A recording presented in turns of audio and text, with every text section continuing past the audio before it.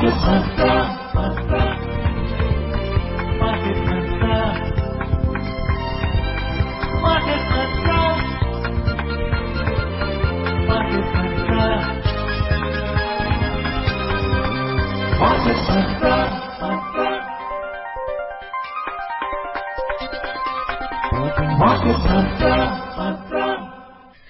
evening and welcome to the Friday edition of Market Mantra, the program in which we give you a complete update on the economic news of the day. I am Anubha Rohatgi with my co-anchor Amit Goyal. नमस्कार, market मंत्र कार्यक्रम में आपका स्वागत है। आज के अंक में देश विदेश की आर्थिक गतिविधियों के साथ साथ शेयर बाजार की हलचल पर एक नजर डालेंगे और चर्चा करेंगे। चर्चा के लिए आज हमारे स्टूडियो में आमंत्रित हैं वरिष्ठ आर्थिक पत्रकार विशाल दहिया। विशाल, कार्यक्रम में आपका स्वागत है। धन्यवाद अमित जी। Thank you Anubha. सबसे पहले एक नजर आज की आर्थिक सुर्खियों पर, तो अंग्रेजी में हेडलाइन के साथ Anubha. Thank you, Amit. India's equity benchmark indices settle marginally low. Sensex sheds 72 points. Nifty ends around 0.1% down. India's forex reserves touch a record high of over $689 billion. Rupee rises 8 paisa to close at 83 rupees 89 paisa against the US dollar. And crude oil trades higher today due to the impact of Hurricane Francine.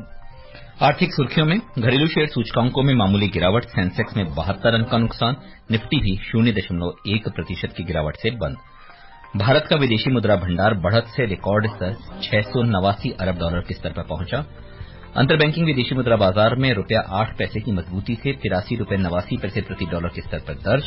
और तूफान के असर से अंतर्राष्ट्रीय बाजार में कच्चे तेल की कीमतों में तेजी। सबसे पहले नजर डालते हैं शेयर बाजार पर। घरेलू शेयर सूचकांकों में आज मामूली गिरावट दर्ज हुई। बंबई शेयर बाजार का सेंसेक्स 0.1% के नुकसान से 72 अंक गिरकर 82,891 के स्तर पर बंद हुआ। नेशनल स्टॉक एक्सचेंज का निफ्टी भी 0.1% की गिरावट से 32 अंक गिरकर 25,356 के स्तर पर बंद हुआ। हालांकि बीएसई मिड कैप सूचकांक में 0.5% और स्मॉल कैप सूचकांक में लगभग 1% की बढ़त दर्ज हुई। India's equity benchmark indices, Sensex and Nifty settled marginally lower today.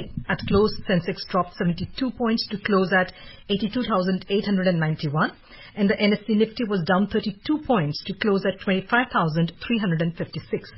Both the indices logged losses of around 0.1%. In the NSE, 188 companies hit their 52-week high, 17 hit their 52-week low. The broader market at the BSE outperformed the benchmark indices, with mid-cap index gaining nearly 0.5% and small-cap index adding nearly 1%. In the Sensex index, 19 out of 30 companies ended in negative territory.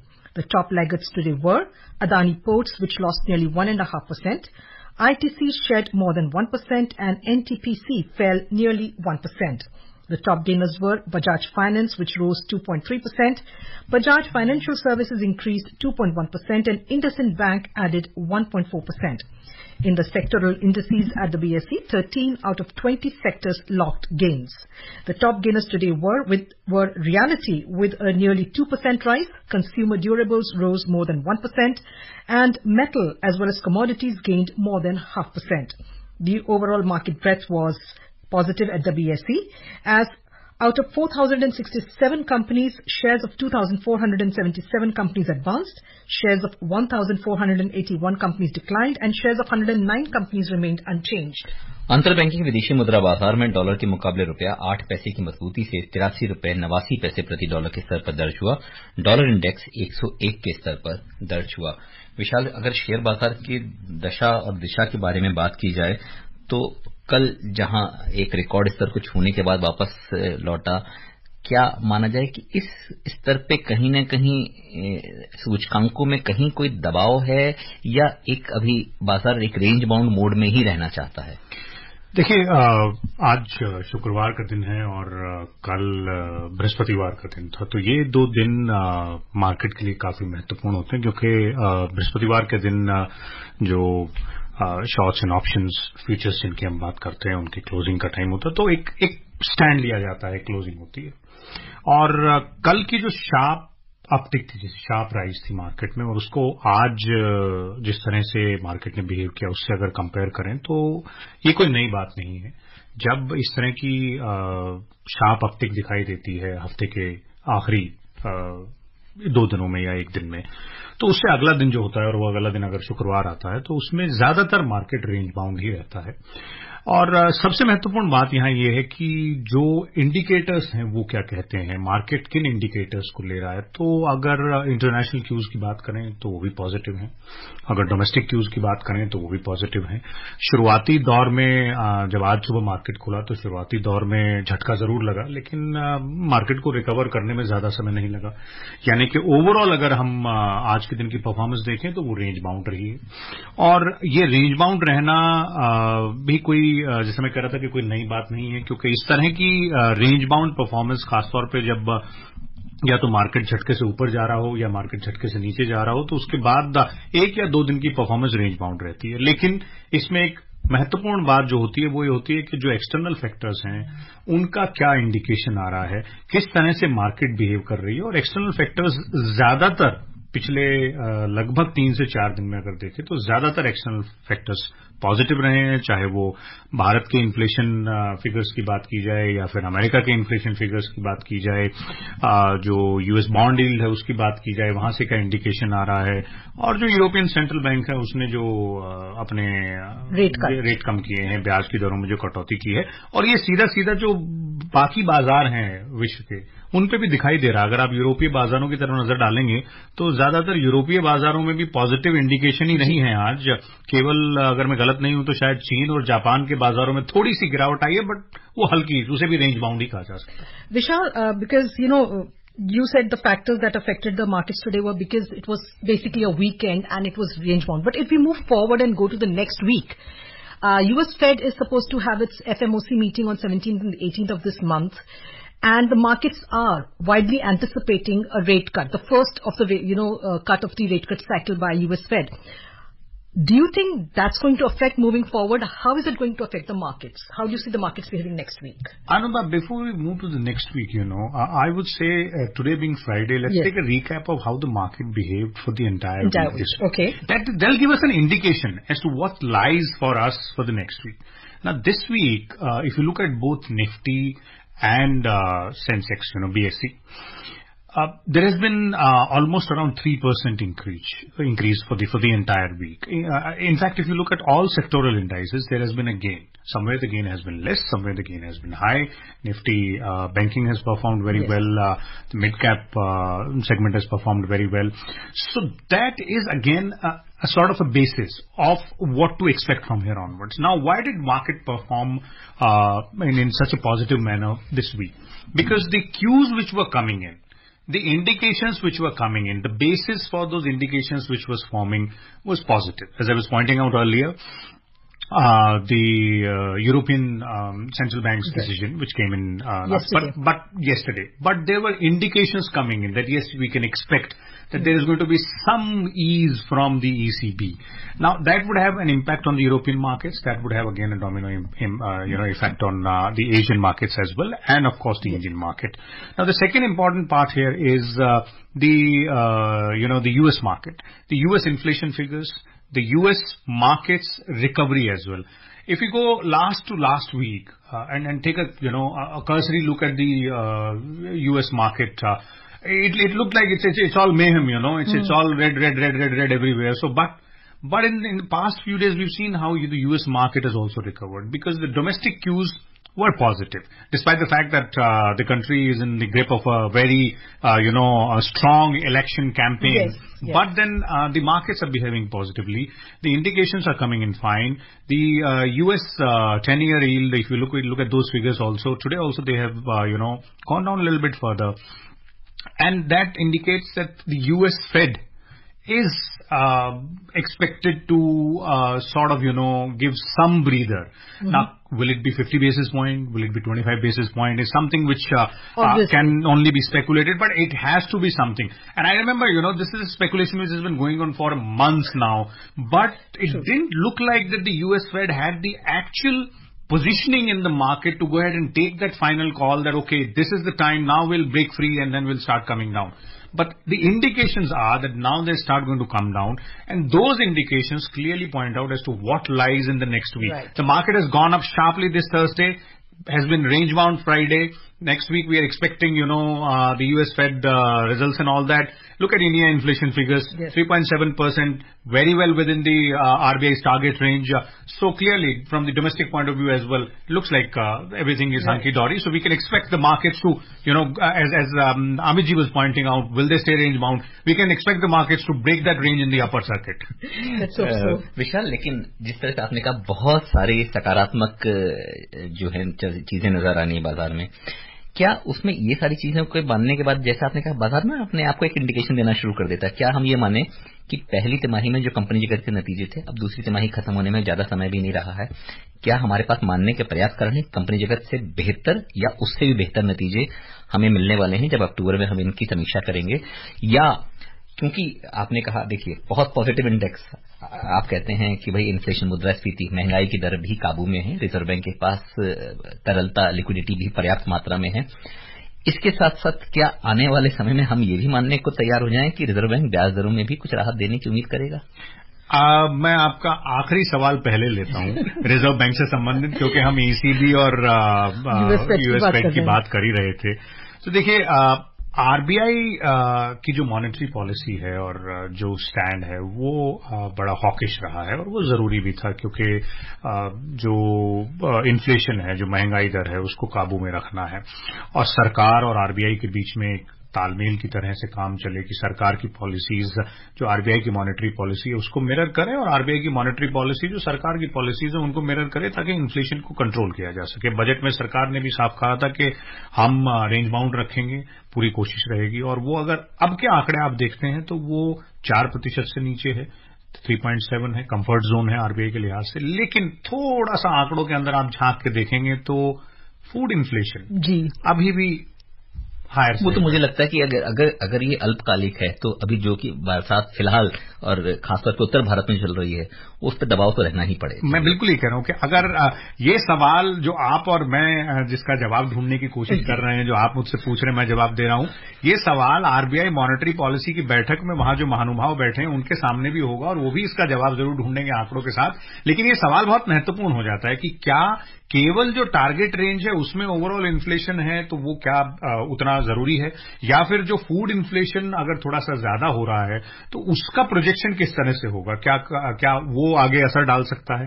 तो गुंजाइश जरूर है, उम्मीद जरूर है, जरूर की जा सकती है। और मेरा कहना है कि यूएस फेड का जो रेट कट होगा वो 25 बेसिस पॉइंट होगा या 50 बेसिस पॉइंट होगा, और उसको फॉलो करते हुए बाकी जो सेंट्रल बैंक हैं वो किस तरह का फैसला लेते हैं आने वाले दिनों में, ये भी बहुत महत्वपूर्ण होगा, क्योंकि एक पूरा now economy is not bound by the geographical boundary, so it's a global village, it's a global phenomena, so it will have an overall impact.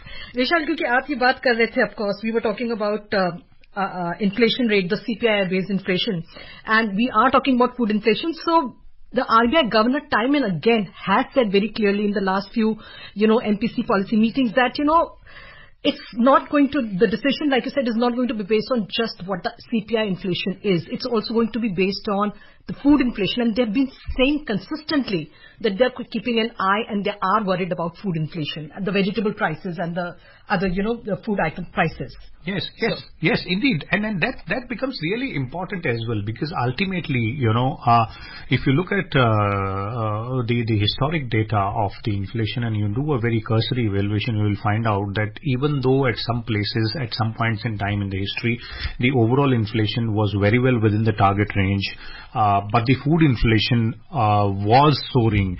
And then the resultant factor was that perhaps maybe 2 months down the line, or 3 months down the line, or 6 months down the line, that soaring food inflation led to the overall CPI data, moving out of the target range. So, you can't just leave one important aspect out there. That is why the RBI is very bullish on the fact that you will have to look at the individual parameters in that matrix also, just not the overall numbers. विशाल, मैं वापस से आपके पास वही सवाल लेकर आऊंगा जी। हमने बात करी कि जो पूरी विश्व की व्यवस्था है वो अब रेंज बाउंड नहीं रही या भौगोलिक दायरे में नहीं सीमित रही। क्या एक ये परसेप्शन माना जाता था कि कहीं भी चुनाव हो रहे होते हैं तो उसका असर अर्थव्यवस्था पे तात्कालिक ही सही असर पड़ता है? क्या अमेरिका में राष्ट्रपति चुनाव का असर भी हमें पूरी अर्थव्यवस्था पे कहीं देखने को मिलेगा? या ये रेट कट की जो बात कर रही, क्या कहीं इससे हम इसको कोई लिंक भांप सकते हैं, देख सकते हैं? देखिए, अमेरिकी अर्थव्यवस्था और अमेरिकी राजनीति जो है वो थोड़ी सी और डेवलप्ड है इस मामले में से अगर कहा जाए तो, क्योंकि 250 साल पुरानी डेमोक्रेसी है और उनकी जो आर्थिक व्यवस्था है, जो अर्थव्यवस्था है, जो तंत्र है पूरा, वो भी काफी पुराना है। उनका फंडामेंटल्स बहुत स्ट्रांग है। तो ये मानना कि केवल वहां चुनाव हो रहा है, इसलिए रेट कट हो गए, नहीं होगा, रेट कट हो गए हैं या इस वजह से मार्केट गिर गई है, ये हमने पिछले कई चुनाव में देखा कि चुनाव का अर्थव्यवस्था जिस तरह से काम कर रही है उस पर कोई बड़ा असर नहीं पड़ता है तब तक जब तक कि कोई बड़ा बदलाव ना हो। जैसे कि थोड़ा सा 1-2 महीने पहले जाइए, जो है मतलब जब जो बाइडेन के बदले जब कमला हैरिस मैदान में आई तो हल्का सा टिक दिखाई दिया था। वो यूएस इकोनॉमी में थोड़ा सा कुछ जिसे गियर चेंज कहते हैं वो थोड़ा सा दिखाई दिया था। अब उसे पॉजिटिव कहें या नेगेटिव कहें, वो जो भी माना जा सकता है, लेकिन केवल वो उतने तक ही सीमित है, क्योंकि अमेरिका में हर 4 साल में चुनाव होने हैं। हर चौथे साल 5 नवंबर को ही चुनाव होना है।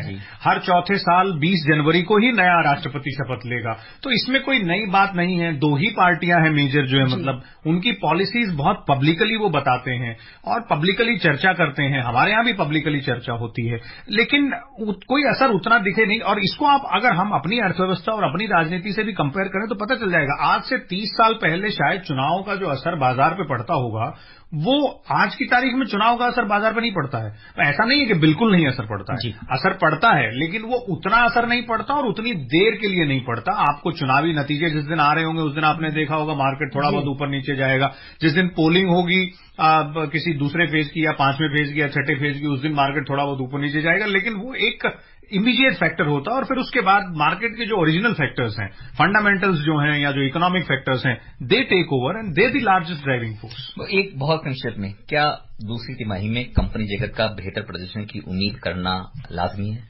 बिल्कुल लाजमी है, क्योंकि पहली तिमाही में कंपनियों के जो प्रदर्शन रहे थे, जो उनका डेटा था वो इतना पॉजिटिव नहीं था और उसका नुकसान जो है मतलब मार्केट में ट्रेडर्स ने भुगता, क्योंकि वो दिखाई दिया कि भाई मार्केट अचानक से एक्सपेक्टेशन से बहुत नीचे चला गया मामला। तो इस बार उम्मीद की जा रही है कि जरूर आना चाहिए, लेकिन मेरा अब फिर से ये कहना है कि ये जो आंकड़े हैं अमित जी, ये आप और मैं कहूंगा तो शायद कुछ इकोनॉमिस्ट मुझसे सहमत नहीं होंगे कि जो तिमाही के आंकड़े आते हैं वो मार्केट की दुखती रखे। आप इन्फ्लेशन के फिगर्स हैं उनको एक्सट्रापोलेट कर सकते हैं, उनमें आप स्पेकुलेट कर सकते हैं। आप यूएस फेड घटाएगा कि नहीं घटाएगा, उसका हॉकी स्टैंड होगा कि नहीं होगा, बाकी सेंट्रल बैंक्स क्या करेंगे, जियोपॉलिटिकल सिचुएशन का क्या असर हो सकता है, वो बदल सकती है। लेकिन ये तिमाही के आंकड़े एक बार आ गए तो आपको 3 महीने तक उनके साथ रहना होगा और फिर जैसे आप पूछ रहे हैं वैसे दूसरी तिमाही आने से 15 दिन पहले अंदाजा लगाना होगा कि क्या अब की बार अच्छा होगा कि नहीं। लेकिन एक अच्छी खबर जो है ना वो अनुभव बताएंगे। जी जरूर। So let's move on to the good news that Amit was talking about. India's forex reserves jumped $5.2 billion to a fresh all-time high of $689.24 billion for the week ended August 30th, as per the data from the Reserve Bank of India released today. According to the weekly statistics released by the RBI, foreign currency assets or FCAs grew by $5.10 billion to $604.1 billion. Expressed in dollar terms, the FCAs include the effect of appreciation or depreciation of non-US units like the euro, pound and yen held in the foreign exchange reserves. Gold reserves saw a surge of $129 million to $61.98 billion. Meanwhile, special drawing rights or SDRs for the above mentioned week were up by $4 million to stand at $18.47 billion. Vishal, a lot of statistics, a lot of numbers in this story. Crux of the matter, foreign reserves are at an all-time high. I want your comment on that. Well, we should not be surprised, even if we call it pleasantly surprised, because this is a momentum which has been built for quite some time now.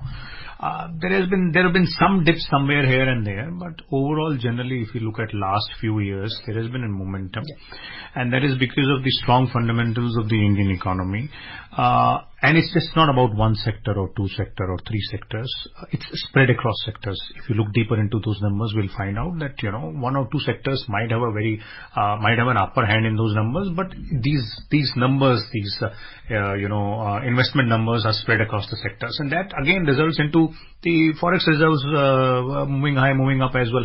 So clearly, and this combination gives a very clear indication as to where we are heading in terms of the way most of our sectors will perform. Yes. This also gives an indication to the private sector in our country that all is hunky-dory. Please, pull up your socks and make the next move. चलिए नजर डालते हैं एशियाई यूरोपीय बाजारों पे। एशियाई बाजारों में आज मिला जुला रुझान रहा। हांगकांग का हैंगसेंग 0.5% से अधिक की बढ़त से बंद हुआ। सिंगापुर का स्टेट साइंट और दक्षिणी कोरिया का कोस्पी मामूली बढ़त बनाने में कामयाब रहे। हालांकि जापान का निक्केई 0.5% से अधिक और चीन का शंघाई कॉपोरेटिव सूचकांक लगभग 0.5% की ही गिरावट से बंद हुए। उधर यूरोपीय बाजारों के शुरुआती रुझानों में मजबूती रही। जर्मनी, लंदन और फ्रांस के शेयर सूचकांक 0.5% तक की बढ़त के दायरे में कारोबार करते नजर आए। Moving on to the U.S. markets, all major U.S. stocks rose yesterday following the latest inflation data, which bolstered expectations of a 25 basis point rate cut by the Federal Reserve. Nasdaq Composite advanced 1%, S&P 500 rose nearly 1%, and Dow Jones Industrial Average locked more than 0.5%. National payment corporation of India NPCI 15 सितंबर से एकीकृत भुगतान व्यवस्था UPI की भुगतान सीमा 1 लाख से बढ़ाकर 5 लाख कर रही है। उपभोक्ता अब 5 लाख रुपए तक के कुछ श्रेणी के भुगतान यूपीआई के माध्यम से कर सकेंगे। अस्पताल, कर भुगतान, शैक्षणिक भुगतान, आईपीओ और सरकारी प्रतिभूतियों में किए जाने वाले भुगतान इस बढ़ी हुई श्रेणी में शामिल होंगे। एनपीआई ने यूपीआई प्लेटफॉर्म में एक नई व्यवस्था यूपीआई सर्कल भी लागू की है। इसके अंतर्गत प्राथमिक उपभोक्ता अपने खाते में पारिवारिक सदस्यों और मित्रों को डिजिटल भुगतान के लिए जोड़ सकते हैं। Vishal, if you look at this, of course, the story that Amit was reading just now, the National Payments Corporation of India has extended the transaction limit from 1 lakh to 5 lakhs, and it's going to come into effect from this Sunday. It's a very, how important is and how significant is this step? Because we are seeing the increasing digitization of payment. We're seeing UPI being used. You go out, you want to buy a bottle of water, and you paying it through, your digitized payment. So how significant is this move? It's very significant because, this further eases up the way we go ahead and make the payments. So far, there was a limit. The limit was very much in place because of very good reasons, as in, one, to check frauds, yes. Two, to ensure that the optimization of the entire process, comes into place. The second important aspect here is that out here, it has become in India, it has become so much, immaculate, intricate, important part of our lives that we don't realize its importance. If we have friends or relatives somewhere else residing, maybe in even European countries, even in developed economies, yes. Let's have a chat with them. We'll find out how difficult it is. This is a very, very foreign idea still in most of the developed economies as to how do you make digital payments so easy. It's not that they don't make digital payments, but to make digital payments for just on every nook and corner, and it's available for everyone. It's not just for the upper middle class or the higher class or the middle class. Even the poorest person in the country has access to UPI payments. So this move will further cement the success story of the UPI, the NPCI, and the overall digital payment system, digital transactions, as we call. Undoubtedly, this is one area where India has taken the lead, has planted its flag so far away that it looks like most of the other countries and economies will take some time to catch up. विशाल, लेकिन जो इसमें बात की गई है, जिस तरह से आपने भी जिक्र किया कि जो फ्रॉड है उसको रोकने के लिए भी ये जो सीमा है ये बनाई गई है, इसीलिए शायद बहुत ही सीमित श्रेणी को किया गया, जैसे अस्पतालों में बिलों का भुगतान है, आपका कोई टैक्स की पेमेंट है, या आपको जो एजुकेशन फीस की पेमेंट्स हैं आईपीओ में लगाना है या गवर्नमेंट सिक्योरिटीज में लगाना है, वहीं पे आप ये बढ़ी हुई सीमा का लाभ ले सकते हैं। जी, इसे भी आप एक जो है पायलट प्रोजेक्ट के तौर पे देखिए कि पहले ये आपने कंट्रोल तरीके से 4 से 5 क्षेत्रों में इसको अलाउ किया, आप उसको अच्छे से इम्प्लीमेंट करवा पाएंगे, अगर कोई लूप होल होगा तो आप उसको क्लोज कर पाएंगे, और फिर अगली स्टेज में जब आप जाएंगे तो शायद इसको धीरे धीरे करके ईज किया जाए, जो बाकी कैटेगरीज है उनके लिए भी ईज किया जा सकता है। एक छोटा सा सवाल और, क्या इससे हम डेबिट कार्ड या क्रेडिट कार्ड की उपयोगिता कुछ हम मानेंगे कि इसमें कुछ असर पड़ेगा? देखिए, डेबिट कार्ड और क्रेडिट कार्ड की जो उपयोगिता है वो अब ऑलरेडी जो है पिछले कुछ समय से दूसरे डोमेन में पहुंच चुकी है।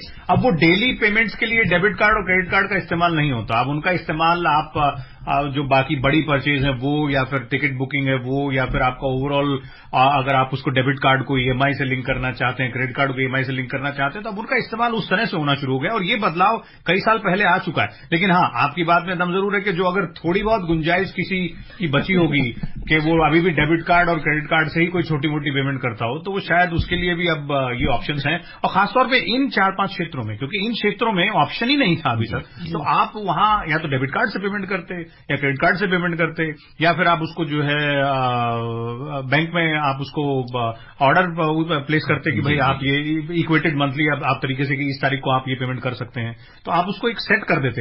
लेकिन अगर अब यूपीआई के थ्रू वो कर दिया गया है, तो इन क्षेत्रों में तो कम से कम अगर थोड़ा बहुत वर्चस्व बचा होगा डेबिट कार्ड और क्रेडिट कार्ड का, तो वो भी असर पड़ेगा। चलिए, let's move on to commodities. Crude oil prices traded higher today due to the impact of Hurricane Francine in the Gulf of Mexico. In the global crude market, Brent crude was up 1.1% to trade at $72.76 per barrel, and the U.S. West Texas Intermediate WTI was trading more than 1% up at $69.89 per barrel when reports last came in.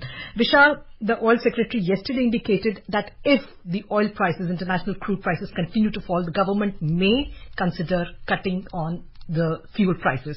Positive news? Well, indeed, it is a positive news for the consumers and overall for the country also. The slight dip in the global demand, is a positive news for India. And another thing I want to ask you is, because the oil prices are, for the first time in quite a while, they are below or almost, around $70 a. Are the stocks which are associated with the oil market, is this a good time to invest in those sectors? Rather, let's say fertilizers or other sectors like that, which are closely linked to the oil sector. Well, those sectors already have their own basic fundamentals, and pretty much again when this question comes in, I always say that whenever you are trying to invest, don't go by anybody's advice. Yes. It can be on airwaves, it can be on telewaves, it can be on social media. Just listen to everybody, make your own informed decision by doing some studying, reading about it. But coming back to your question, of course, it is the right time. If you can pick up and find out some, stock or the company worth investing in terms of its strong fundamentals, then one should go ahead. But then let's not forget that the oil sector is also one of the most volatile sectors because of a lot of geopolitical pull on this. Right. So one should keep that in mind. The risk is always better to look at the risk factors and then move ahead on. So like you said, the investor has to decide on the basis of their own risk appetite, right? Yes. नजर डालें के सराफा बाजार में सोना आज बढ़त के साथ कारोबार करता नजर आया। शाम 6:40 पर भारत में 24 कैरेट सोना 0.8% बढ़कर 73,386 रुपए प्रति 10 ग्राम के स्तर पर रहा। चांदी भी 1.6% की बढ़त से 88,480 रुपए प्रति किलोग्राम के स्तर पर दर्ज हुई। उधर मल्टी कमोडिटी एक्सचेंज में अक्टूबर के वायदा कारोबार में सोना 0.7% बढ़कर 73,640 रुपए प्रति 10 ग्राम के स्तर पर दर्ज हुआ, जबकि चांदी 1.5% बढ़कर 88,360 रुपए प्रति किलोग्राम के स्तर पर दर्ज हुई। बहुत संक्षेप में विशाल, क्योंकि समय की बाध्यता है, अगर अंतर्राष्ट्रीय बाजारों में देखें $2,500 से ऊपर सोना चल रहा है, तो सोने की चमक भारतीयों में तो स्वाभाविक तौर पर ललक रहती है, बट सोना कितना सोना है? सोना बहुत सोना है, और केवल भारतीयों की बात नहीं है, बाहर भी उतना ही सोना है, बिकॉज सोना एक हेज इंस्ट्रूमेंट है। सरकार हो, आम आदमी हो, भारत हो या अमेरिका हो, सबके लिए सोना बहुत सोना है। And let me just give you the last news of the day. The 3-day Semicon India 2024, which was being organized at the India Expo Center and Mart in Greater Noida, concluded today.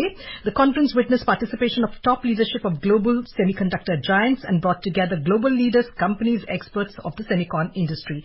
Speaking to Akashvani, President of the Semiconductor Equipment and Materials International and CEO Ajit Manocha said that Semicon India 2024 is the most successful and biggest semicon organized in any country.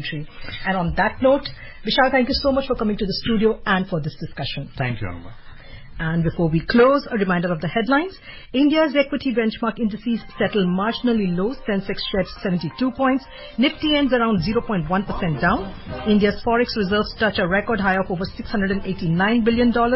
Rupee rises 8 paisa to close at 83 rupees and 89 paisa against the US dollar. And crude prices trade higher today due to the impact of Hurricane Francine. And that's it in this edition of Market Mantra. For now, goodbye, namaskar. Market Mantra.